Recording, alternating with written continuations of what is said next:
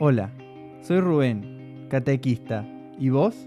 Esa fue su carta de presentación. En mis adentros dije, ¿catequista será su apellido o me estará haciendo una broma? Y volví a preguntarle, ¿cómo? Él, entre risas, me respondió, soy Rubén y soy catequista. Desde ese día supe que estaba a punto de conocer al mejor catequista del mundo. Al menos para mí, y creo que para varios. Él es Rubén Martínez, primer laico catequista instituido en Córdoba, Argentina. Hace algunos años lo conocí en la Casa de la Bondad, casa para enfermos terminales. En su nombre tenía, por así decirlo, el apellido catequista.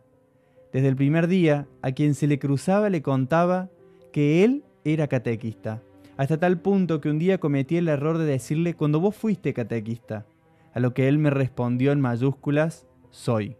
En su inquieta vida me contó cómo se fue enamorando apasionadamente de la catequesis, desde muy joven yendo en bici a su parroquia Don Bosco, en su paso por el seminario de catequesis y mucho más en el Cotolengo Don Orione.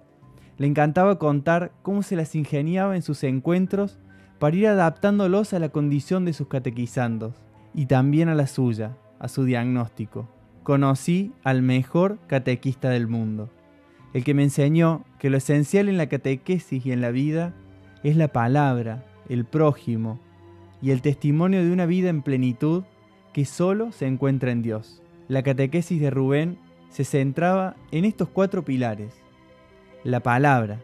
A medida que fue pasando el tiempo, por su enfermedad, fue perdiendo movilidad, habla y escucha, pero aún así no dejó de anunciar y de enviarnos la palabra de Dios cada día, seguro como quien sabe que ese es el alimento cotidiano.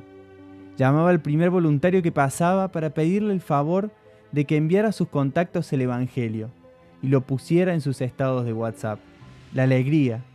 Con su amado Don Bosco, fue fiel al mandato de vivir siempre alegre. Él, con su testimonio de alegría, a quien tenía un mal día era capaz de cambiárselo con una sonrisa. Ni hablemos de sus picardías, de mandar a decirle algo a las enfermeras o a las cocineras. La alegría fue clave para enseñarnos que la vida sabe a cosas lindas. Amar al prójimo.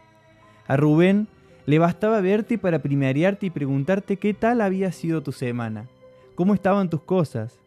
A veces te pedía que reces por alguien que estaba pasando por alguna que otra situación. Nos enseñó que preocuparnos de las pequeñas cosas de los demás y que rezar por eso es un acto de amor gigante, porque ponemos ante todo al prójimo en los ojos de Dios. Lo ponemos con la certeza y seguridad de que en Dios siempre estarán cuidados. Vivir la vida intensamente. Hasta las últimas palabras se preocupó por nosotros. Hasta la última palabra se reía y vivía con fuerzas la vida. Para él no había techo en las dificultades. Siempre mirando para adelante y viviendo la vida en plenitud cada día. Si había alguna dificultad, la sorteaba como podía y seguía andando. El día de su institución en el Ministerio Laical del Catequista, la Casa de la Bondad se transformó en una escena digna del Evangelio. Se puso su ropa más linda, se perfumó y en su silla de ruedas con mucha ansiedad nos pidió que lo lleváramos al comedor, donde íbamos a tener la celebración. Comenzaron a llegar los demás pacientes de la casa, en sus sillas, con sus bastones, con sus vendas y hasta alguno con la camilla. También se sumaron voluntarios de todos los días. Nadie se quería perder este momento tan importante de Rubén y de la iglesia. El cardenal celebró la misa, puso sus manos sobre él y rezándole lo instituyó ministro y le puso una cruz de madera en su pecho. En su rostro había una sonrisa que nadie se la podía robar. La casa era una verdadera fiesta. Rubén había sido instituido en el Ministerio Laical del Catequista, pero eso era solo una confirmación de una vocación que vivió desde joven hasta sus últimos días.